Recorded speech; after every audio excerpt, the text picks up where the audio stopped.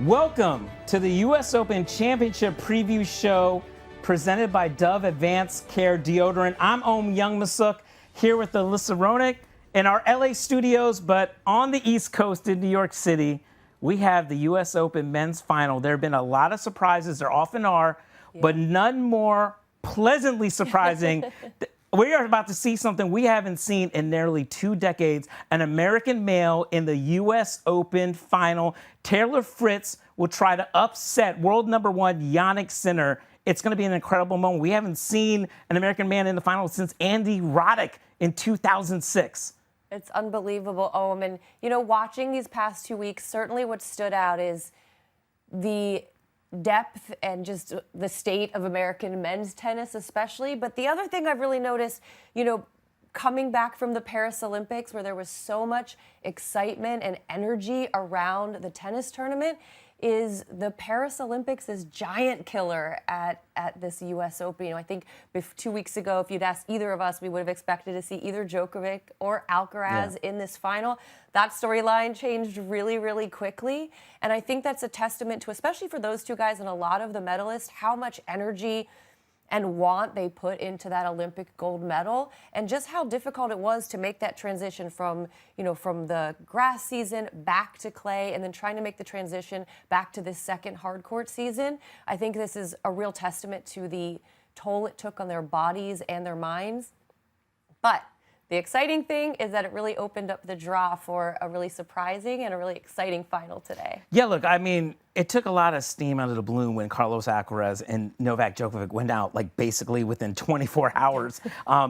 They took maybe a lot of the sexiness out of this final, right? But it gave us something new to cheer for. Sure. Frances Tiafoe basically summed it up saying, look, normally you get to the quarterfinals and you see Rafael Nadal next and you start looking to book flights to where to go next, because that's the way it's been when you play against Roger Federer or Novak Djokovic or Rafael Nadal. It's been like that for 2 decades. But now, with those guys out, this presented us with a new chance to see someone new like Taylor Fritz.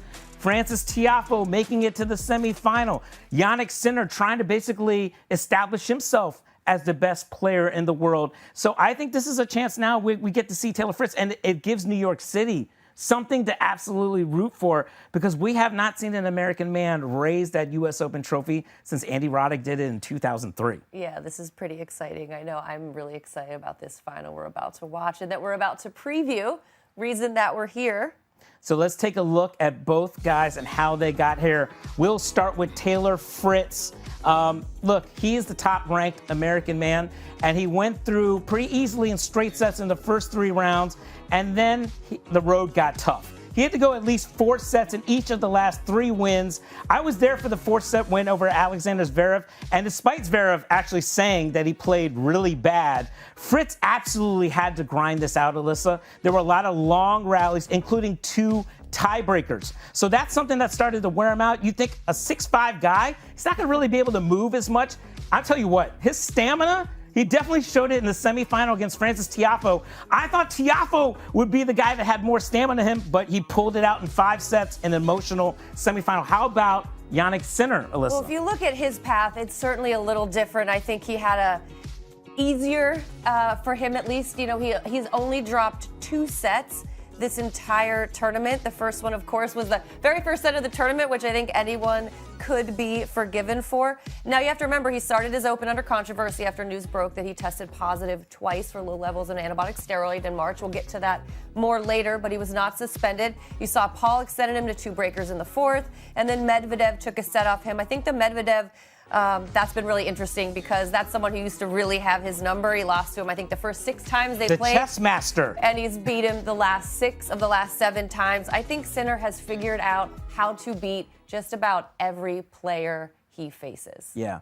And so, I think, the one thing now is what is going to be the biggest thing that Fritz has done to kind of break through here at the Open, Alyssa? Yeah, what do you think that is? What do you think that Fritz has done to get to this point today? So, look, I think he's been waiting for this moment for a long time. I think there's always been a lot of attention on other guys like Ben Shelton. I've certainly been guilty because I love the big serve. I love all the big points from Ben Shelton, or even Frances Tiafoe, who has the charisma and certainly the energy to get the crowd going. But Taylor Fritz, he serves big. He's been consistent, especially from the baseline and especially on the backhand side. He is stuck in long rallies. He outlasted Frances Tiafoe. There was in that fourth set like a 31-point shot rally, and I think it cooked Tiafoe.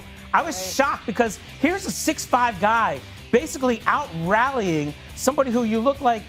Frances Tiafoe looks like an NBA player. He looks like an NBA tennis player, right? One of the most physical guys on tour, yeah, for sure. But here it is, Fritz outlasting Tiafoe, and then he just basically cruised in that fifth set. I don't know how much he has left in the tank, Alyssa, against Sinner, certainly, in this final. But what do you think is going to be basically the biggest challenge for him to try and take down world number one? I think breaking him. You know, Sinner has, I think coming into this tournament, he's holding serve 90% of the time. I think he's at like 92.5% over the last 4 matches he's played. You know, I don't think Fritz is going to get a lot of opportunities, and he cannot let an opportunity to break go.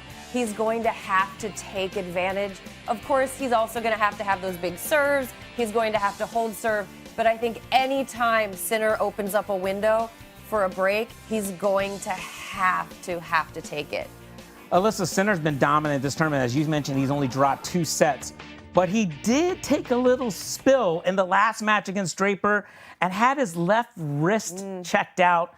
That's always a little concerning for a guy, especially a guy with a two-handed backhand. Sure. What do you think of how this might impact the final? You know, I think the most interesting thing about injuries always is that the only person who knows if he's hurt or if he's injured and if he's in pain is Jannik Sinner. And so I think if Fritz smells blood at all, it could give him a lot of confidence. It could also give him false confidence. I think if I'm Fritz, the first thing I do is I attack that two-handed backhand quick and early and try and get some intel on how that wrist is doing today. Now, Alyssa, if Sinner wins today, he's going to win the Australian Open and he's going to win the U.S. Open. In your mind, does that make him the best men's player in the world because he's won 2 slams this year? I have to say, in a world in which Djokovic is still playing and Carlos Alcaraz has proven that he can win a slam on grass, on clay, and on hard court, I think Jannik Sinner absolutely is the best hard court player in the world, but I'm not going there yet to give him the best player in the world. So I'm not going to say... What do you think? I'm not going to say he's the best player in tennis because I still think Alcaraz is, and I think Alcaraz was burned out. Clearly, he wasn't himself in Cincinnati, he wasn't himself here at the U.S. Open. But I will say this, he's the best men's player for 2024. If you win 2 slams in 1 year and everybody else won 1, Djokovic and Alcaraz, I think you have to basically say he's the best men's player. But look, this tournament started for him under a cloud of controversy because it came out, there was news that broke out that he tested positive twice for a banned substance, although it was a low traced amount, and he was eventually cleared. But this certainly was a topic of controversy for players who basically were like, why is the rule not equal for everybody? If you basically test positive for a banned substance, you should be suspended. And Roger Federer, the GOAT, chimed in here, and he said, I think we all trust pretty much that Jannik didn't do anything. A lot of players really like Jannik. But the inconsistency potentially that he didn't have to sit out while they weren't 100% sure what was going on, I think that's the question here that needs to be answered.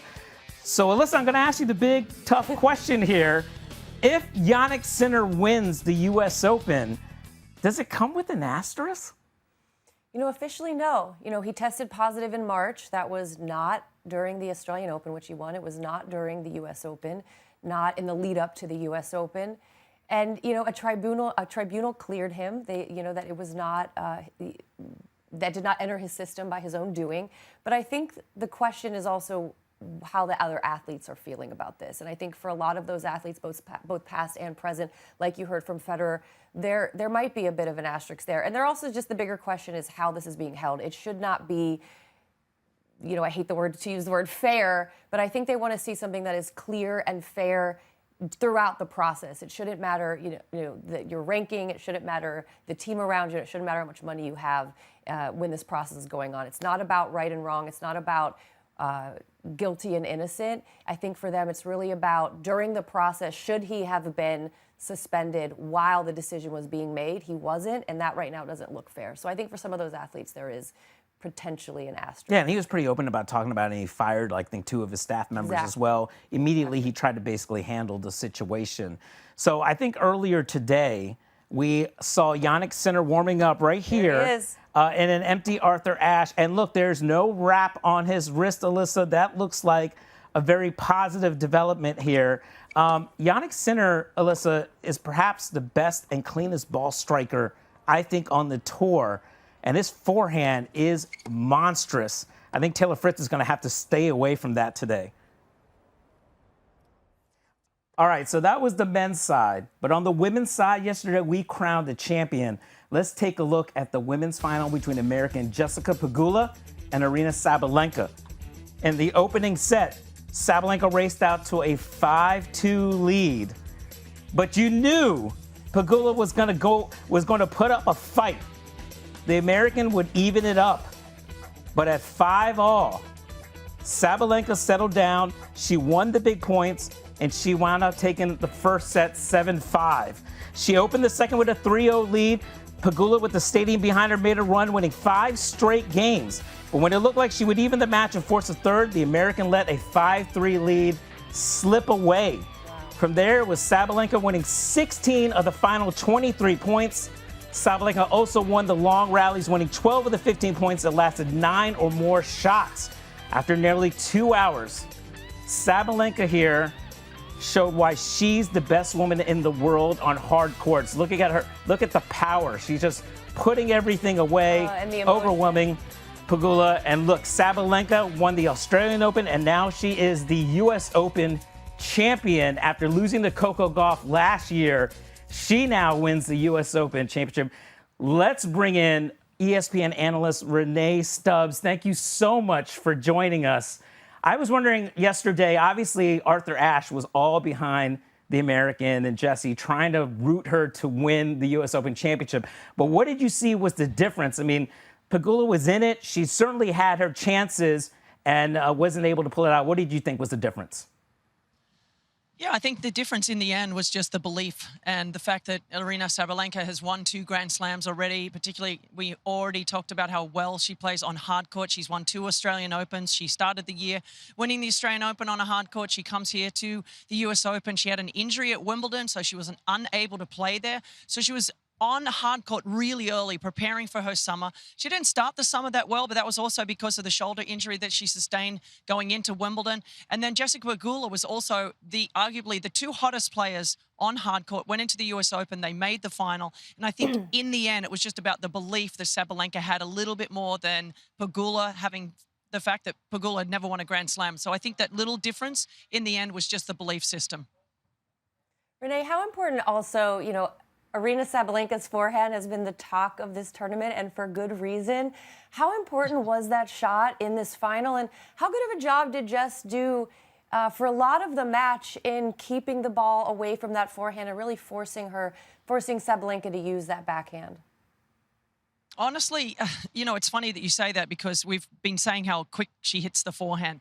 But honestly, her forehand's her weakest shot of all of the shots on her in her repertoire. Her serve is so enormously big and important. And Jessica was making a great job of getting it back in the court and forcing just Sabalenka to actually hit more balls than she was probably more comfortable doing last night. But the forehand was on, the backhand was on. There were moments in games, though, where she made a lot of unforced errors, Sabalenka. So it gave that opportunity for Jessica Pegula to get back into the match just because Jess was hitting the ball quite well, too. I mean, these were, as I said, 2 incredibly informed players going into the final. So everybody knew that if they played at their best, we would have a terrific match, which we did. It was a shame we didn't get it to 3 sets. It came also close, Jessica up 5-3 in that second set. But those momentum changes throughout the match were so evident from time to time. It just proves that both of the women were also a little bit nervous, but at the same time knowing how well each of them play against one another. Renee, obviously Pegula is a veteran. We've been waiting for her to kind of make this breakthrough here at the U.S. Open. What do you think this run can do for her? And what do you think she needs to add to her game to kind of take that next step to be able to beat a Sabalenka, to be able to win a slam? Very small margins, but the biggest difference last night was the second serve. And so Jessica Pegula, if she were to look at the winning percentages of second serves hit last night, Sabalenka was much higher in that category, whereas Jessica Pegula was well under 30%. If you are losing 30% or only winning 30% or less of your second serves, that means you have to serve really well when it comes to first serves, and that was the biggest issue last night. Her first serve percentage was quite high, and it was doing a good job, but if she wasn't getting it in the court, she was getting absolutely smashed on the second serve. And so if there was an area that she could concentrate on, it is absolutely the serve, particularly the second serve. Look, she's not very tall. The difference in their height is about 5 inches, which is an enormous amount when you're hitting a serve. But if she can get that or figure out a way to serve a little bit better with the second serve, that will help her going forward, and that could be the difference maker of her winning that match last night. And Renee, let's talk about Sabalenka a bit. You know, she's tried a few times to win this U.S. Open. She's struggled in big games, in finals, especially with the emotional game. What has she changed about her approach to big matches that has made her now not just a U.S. Open champion, but a 3-time Grand Slam champion and so dominant this year? She said it on our coverage last night at the desk when she came after winning the tournament and said to Chris McKendry, my emotions, that's where I'm keeping it in check. She used to be so demonstrative on court and so angry and sometimes get really annoyed at herself. She's a perfectionist. And sometimes you have to let go of being a perfect tennis player because nobody is perfect. So she's had to rely on just controlling those outbursts, controlling getting upset at herself, and also letting it affect her for games at a time. This was somebody who couldn't hit a serve in the court a couple of years ago. She was double faulting literally like 20, 30 times a match. And so she went through a biomechanical change. She went through an emotional change of dealing with those moments. And so I think what she's gone through, she lost her father a couple of years ago. She's gone through a lot of emotional ups and downs. And I think just her ability to control herself on the court is the difference maker now, because we've all known how well she hits the tennis ball. But now it's all coming together, and that's why she's able to have won her 3rd Grand Slam title. Renee, this was an exciting U.S. Open for American women's tennis to have Emma Navarro and Pegula make it to the semifinals. How do you see, with Coco Gauff also there, how do you see the state of American women's tennis right now? Well, American women's tennis has always been great. It's finally, the guys have finally caught up. I mean, we're talking about Venus and Serena Williams and Sloane Stephens, who won this tournament a few years ago. Madison Keys has been in the final last year. We've always had really good, solid American players through the years. I mean, Maddie Keys was so close to making the finals here last year. So when you think about that and what they've been able to do, and Emma Navarro, what she was able to do at Wimbledon and here, they're all letting everyone know, yes, we have always been good and we're not going anywhere. So I think for Jessica to get through to the final here was a massive breakthrough, because she's had just a wall up when it comes to the quarterfinal appearances. So as far as I'm concerned, great story continues for the women, and it won't change for a long time. Let's take it a little wider, and let's get that big picture perspective from you as we close out this interview. We've had essentially 5 majors this year. If you throw in the Olympics, 4 champions. This is the last slam of the year. What are you excited about in the women's tennis game heading into 2025? Just these rivalries that we're starting to see. The Sabalenkas winning now 2 Grand Slams in 1 year. Of course, Iga Swiatek has won 5 Grand Slams, 4 at the French Open and 1 here at the US Open. So, look, Sabalenka's established that she's the best hardcourt player in the world. There's not even anyone close to her with her record and what she's been able to do, particularly at Grand Slam level on the hard court. And then you've got Iga Swiatek, who is so dominant on a slower court, on a clay court. So you've got this like really nice, interesting rivalry. And then of course you've got the Pegulas, the Coco Gauffs, all the players that are nipping at their heels on every other surface. So for me, it's just the depth of women's tennis is tremendous, and that's only going to continue through next year. Renee, thank you so much for joining us and sharing your valuable insight. You're welcome, guys. Alyssa, was another fantastic tournament filled with a lot of highlights. Let's take a look at Serve It Up by Dove Advanced Care Deodorant. Let's start with the defending champ now. She's the reigning champ, Sabalenka. She won in straight sets, and while she didn't cruise, she came up with some monster shots. Alyssa, her big thing is the serve +1. Big serve and putting away the shot. Look at these monster ground strokes. Yeah, she came up with the big winners, and she found a way to stop those runs. So many runs Pegula got on, especially in that second set, and then this was the moment for me. Just all of the emotion when she finally broke through. First U.S. Open title. Next up, Karolina Muchova with possibly the shot of the tournament. She gets this unbelievable behind the back defensive get lob. Karolina Muchova, we could spend a half hour just on her highlight reel. She is a one-woman trick shot show. I think we were all thinking the same thing as her opponent here. How did she get to that and extend this point? How am I defending this shot at the baseline? It was absolutely unbelievable. You're right, shot of the tournament. Magic Johnson would appreciate that one. There was a lot of big serving in the tournament. Nobody brought more heat than this rocket from Coco Gauff. 125 miles per hour, Alyssa. Nobody serves as hard as she does. That was the fastest of the tournament on the women's side.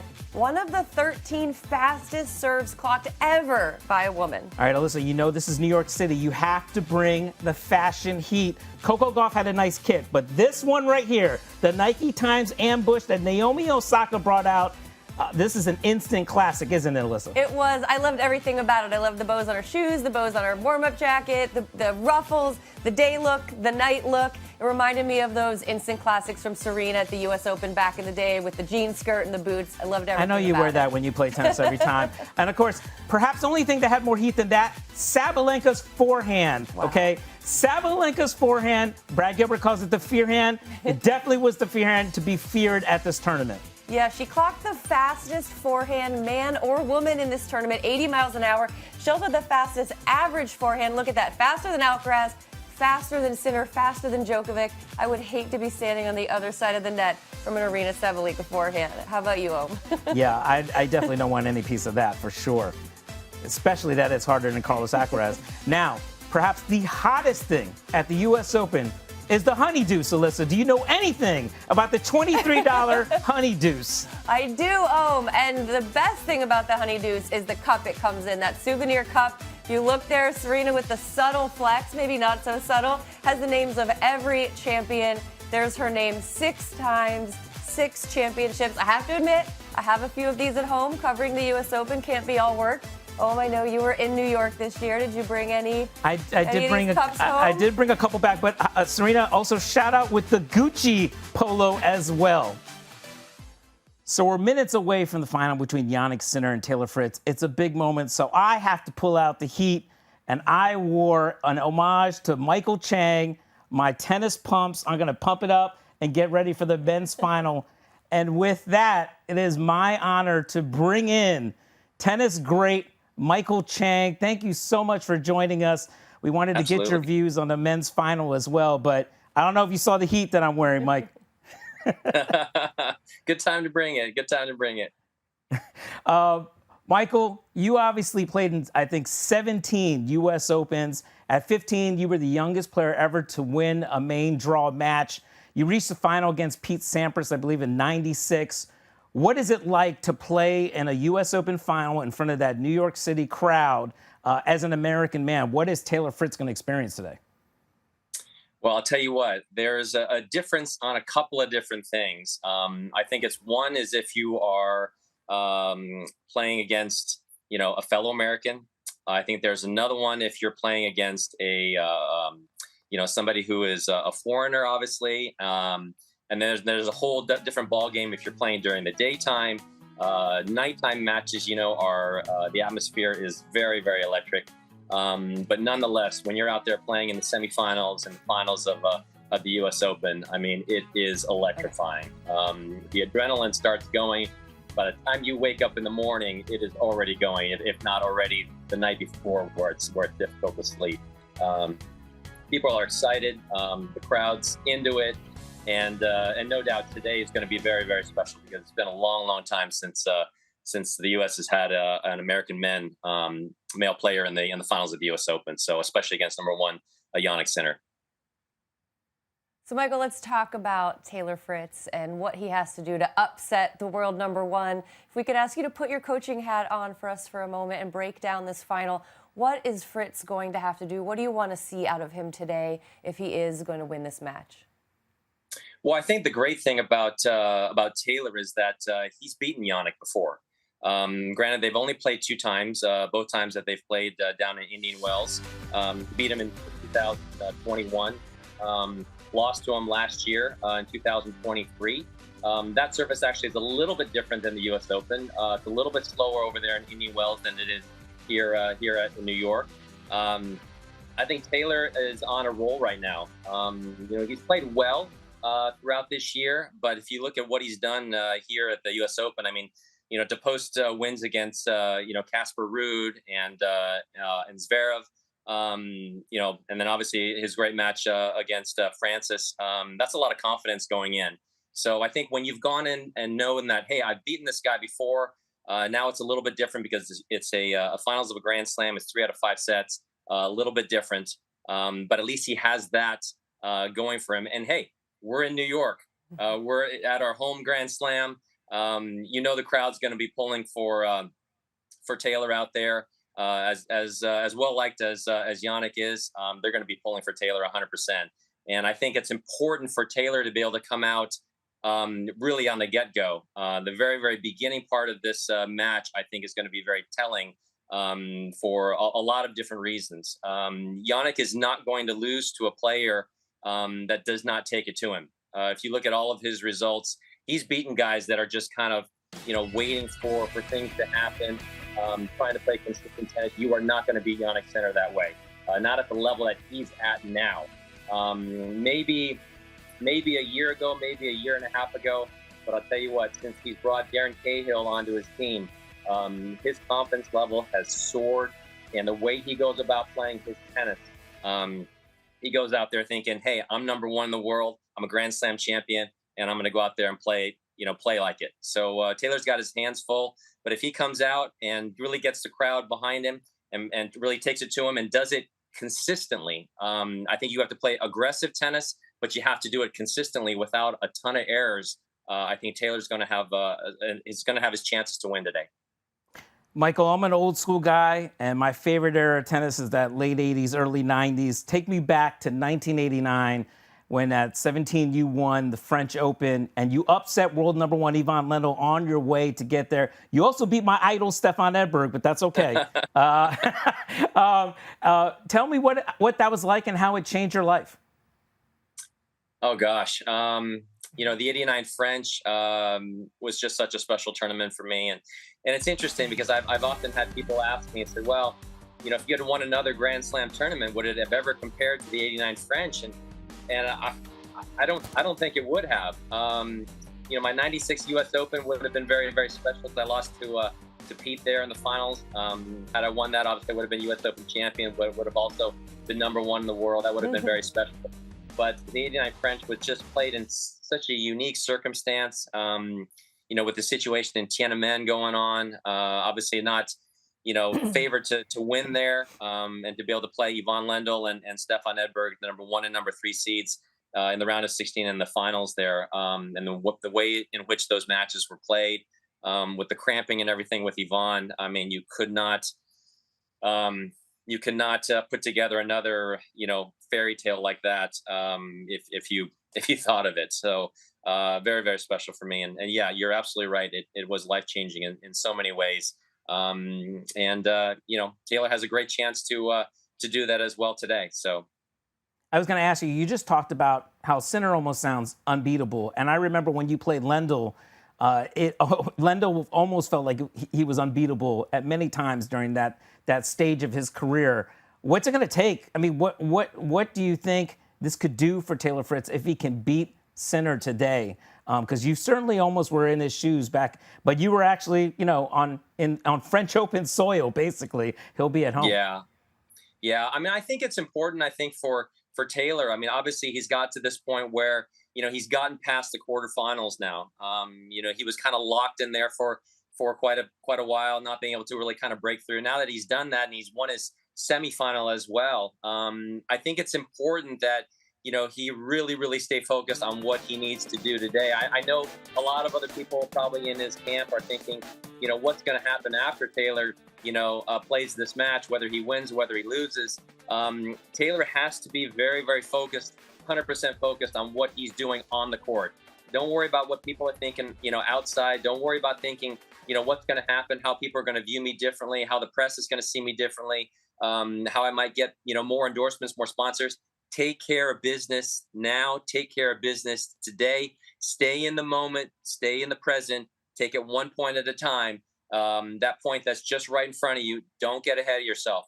it is very, very easy sometimes to get ahead of yourself, and very, very easy sometimes to get distracted out there. And unfortunately, we've sometimes have seen that in the past. And before someone kind of realizes that their focus has kind of wavered, they've already lost a couple of games, and you just cannot do that in a major, especially in a final against number one player in the world. Michael, you were part of the golden era of American men's tennis alongside Agassi, Sampras, Courier. You know, now we had two men in the semifinals here at the U.S. Open. We now have, of course, Taylor Fritz, an American man, back in the final of a Grand Slam. We have waited a long time for this. What do you think about the current state of American men's tennis? You know, it's interesting. I think that a lot of us who have really kind of been in the tennis world, and we've kind of followed some of these top juniors, you know, if you're looking back a few years ago, I think a lot of us were thinking, hey, this could be another generation of great players. You know, you take the likes of, you know, obviously Taylor, you know, Francis, Tommy Paul. You know, there's a crop of these players that have done actually quite well in the junior slams when they were playing the junior slams, and obviously when they came out and played, you know, on the professional tour, they didn't maybe have the big splash that our generation had, but they were kind of gradually making progress, and, you know, breaking into the top 20, breaking into the top 10, and it's been nice to be able to see their progression. But, you know, all things aside, I mean, let's face it, this is probably one of the toughest areas of tennis to break through, because you've had Federer being so dominant, you know, Novak, Rafa. I mean, these guys have played unbelievable tennis for like the last, you know, 15 years.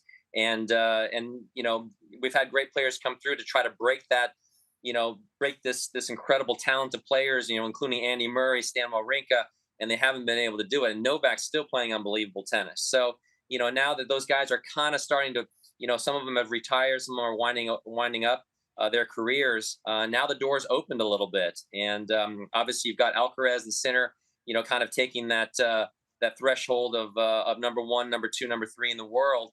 But I think it's an opportunity now for this younger, you know, crop of American men to be able to take their stage and say, hey, I want a piece of this now too. If you look at Taylor and the tough matches that he's had in some of these quarterfinals, I mean, he's lost to guys like Novak and Rafa. So, you know, in this particular instance, he hasn't had to deal with them. Obviously, Jannik Sinner is a huge hurdle to overcome here in the finals. But I mean, hey, if you're going to go and you're going to win the U.S. Open, you're going to win any Grand Slam. Hey, why not do it beating the number one player in the world? So, Michael, we got 30 seconds left. Let me put you on the spot here. Who do you think wins the final today? I mean, I think every American's out there is pulling for Taylor. I think without question, you know, Jannik is the heavy favorite going in. I think that if Taylor can play his aggressive tennis and he can serve big, he's got to serve big today, and his percentage for first serves got to be up. He just can't be playing too many second serves against Jannik all day. If he doesn't get that first serve in, he's going to have a tough day.